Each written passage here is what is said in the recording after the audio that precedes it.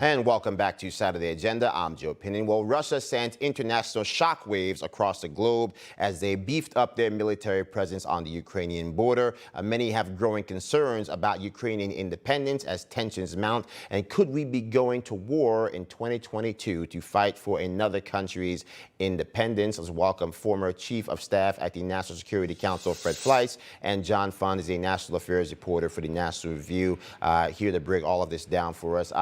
So, John, I'll start with you first. Let's talk about the significance of these moves and how we place them in broader context here. Over 175,000 troops were amassed on that Ukrainian border. Then we had 10,000 troops that were sent away. Then it's alleged that the 10,000 troops came back. And the backdrop of all of this is Vladimir Putin effectively telling Joe Biden to mind his own business. This spells disaster for me in many ways for America. Well, I don't think we're going to enter a disaster, but I do know what Vladimir Putin's game plan is. He sees a weak leader. He sees the fact that the United States and NATO is not going to militarily support Ukraine in any substantial way. And he has demands to roll back history 30 years to the time when the Soviet Union was still around. He wants NATO to step back from Eastern Europe. He wants basically Ukraine to become a neutral country, unmoored to the West. And he has some precedent in this. He looks back to 1938 when Neville Chamberlain was a weak leader and gave Hitler almost everything he wanted in the Sudetenland. So that's what Putin wants. I don't believe that's what he's going to get, but I do believe he thinks Joe Biden is weak and can be pushed around. Now, I think that Putin's demands are ridiculous, with probably one exception. I think that there's no doubt that NATO is not going to expand into Ukraine anytime soon. So we probably could put that on the table, and there will be talks on that on January 10th in Geneva.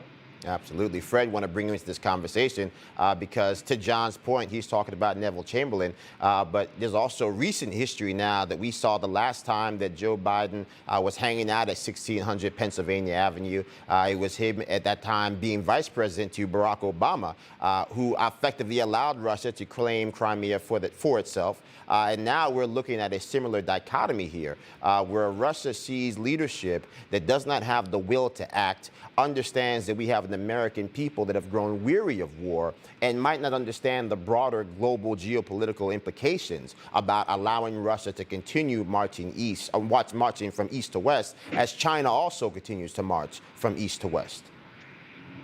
Joe and John, Happy New Year. One has to ask, why did Putin ask for this call, which is very unusual? He knew he would be lectured by Joe Biden, and Biden and his staff would brag after the call about how tough Biden was. This was not an opportunity for dialogue. This is Putin trying to exploit Biden's weakness. He knows Biden is in bad shape at home in the polls. He has Biden's number. He knows Biden desperately wants a win. He knows that liberal presidents have a tendency to make concessions to get a deal, any deal, so they can claim success. We saw this with Barack Obama with the nuclear deal with Iran, and we can see the makings of a deal right now.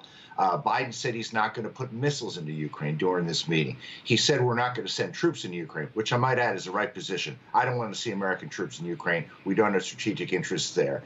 But you can see that Putin is looking for an opportunity because he sees a weak president. And I think that there are already things in the works that are dividing the United States and NATO because of Biden's desperation to get some kind of a deal with Russia. Absolutely. John, I'll come back to you because, again, Russia has always been a soft power nation. If you take the soft power of Russia with their hardware kind of ambitions and you couple that with what they're doing now with China, what is the threat if somehow Russia and China can put their differences aside long enough for them to actually have this land grab in a section of the world we desperately need to have a strong foothold? Well, Russia's cooperation with China is very serious, and we have to address that as well. But I want to go back a little bit to what the real weakness of the West is, and Joe Biden is making that weakness worse. The United States was energy independent a year ago. Because of Biden's environmentalist agenda, it is no longer energy independent, and Europe is even more dependent on Russian gas than ever. I point out that Germany has just shut down 3 nuclear reactors today. And of course, they're very, very very much need the Nord Stream pipeline that Biden basically said he wouldn't sanction Europe over. So if Russia controls the gas pipelines that will decide if people in Europe are warm this winter, that puts enormous pressure on our allies in Europe. And I don't think Joe Biden is helping them say no to Putin. In fact, I think with his energy policies, he's making it much easier for Putin to get some kind of a deal, because Putin has the gas line spigots.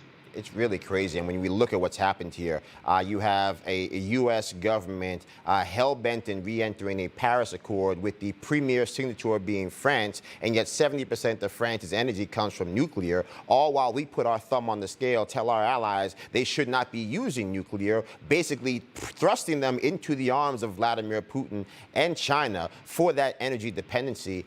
It'll make your head spin. Unfortunately, we have to pay our own electric bills. Fred Fleitz, John Fund, always good to see you both. I look forward to talking to you soon, and Happy New Year. Good to be here. Hey, I'm Rob Finnerty. Thanks for watching. If you enjoyed this video, please join the conversation in the comments below. Don't forget to subscribe, too. Hit the bell icon to be alerted to breaking news. And remember, there's a whole lot more on Newsmax TV, America's fastest growing cable news network. Newsmax TV, we're real news for real people.